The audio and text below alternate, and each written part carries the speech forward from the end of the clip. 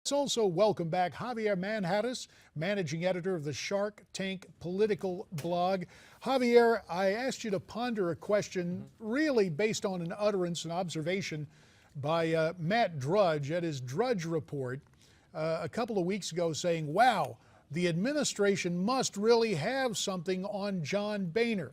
That's one school of thought that may be somewhat provocative, but what about the split that we see within the Republican conference, where you have the grassroots Republicans versus the Washington establishment Republicans? In all likelihood, is that probably more of what is motivating Speaker Boehner, his establishment outlook these days? Right, to the point that Matt Drudge made. I mean, I think the Obama administration has something on everyone. Everyone's got a skeleton in their closet. I don't think they're holding anything against Boehner. They could be, who cares? But to the other point of the division within the Republican caucus in the House of Representatives, look, I think Boehner is feeding off that. Look, he has capitulated a bit to the conservative base on immigration reform.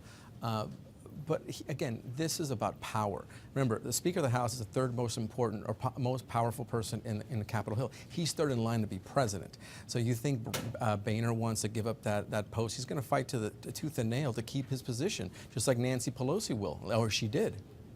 Javier, what does Boehner need to do to win back the support of his party? And how critical is it that he does that? No, it's pretty simple. What he needs to do is listen, like JD mentioned earlier. He needs to listen to not so much the establishment members of the House, but the conservatives who represent a lot of mainstream Americans, but also the conservative Americans that are paying attention and railing against him for what he's done. Look, he can't sit there and with the president and do his bidding, do the president's bidding.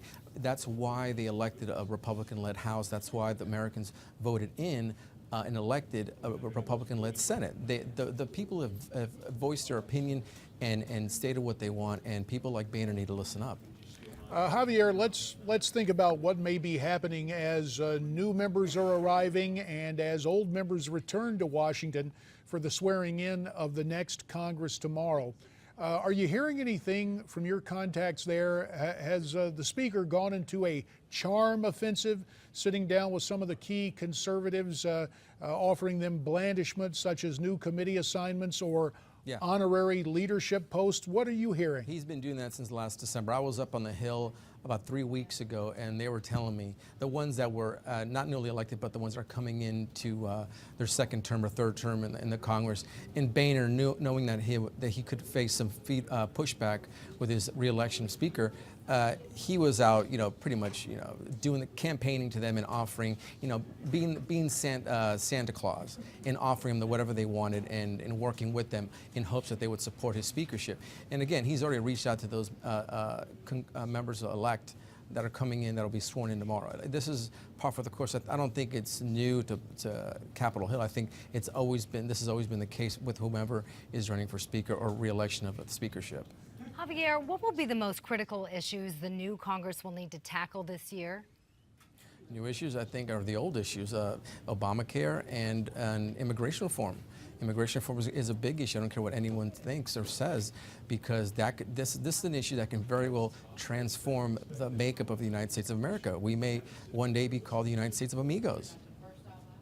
Well, mindful of what is going on in terms of the border question, and this becomes the real troubling dynamic for the Speaker, even if he hangs on to the job, to have a united conference. The fact that he continues to state that, boy, Jeb Bush is his guy hands down, even though his fellow Ohioan and former colleague in the Congress, Governor John Kasich, may run for president.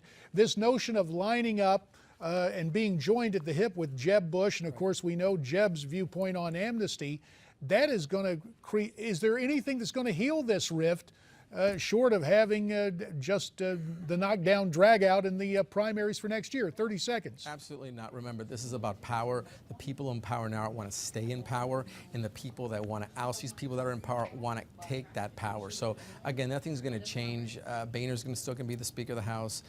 They're all going to back Bush. They're going to fall in line and back Jeb Bush, kind of like what they did in 2010 when they all fell in line and backed Charlie Christopher, Senator Marco Rubio. But we all saw how that turned out for them. So a word of caution to those who would pursue the aims and goals of the establishment. Javier Manjarres, we appreciate your insights. I have a little different take on what Javier had to say about the leadership battle. That is coming up, and there is more to come. So stay with us as America's Forum continues here on Newsmax TV.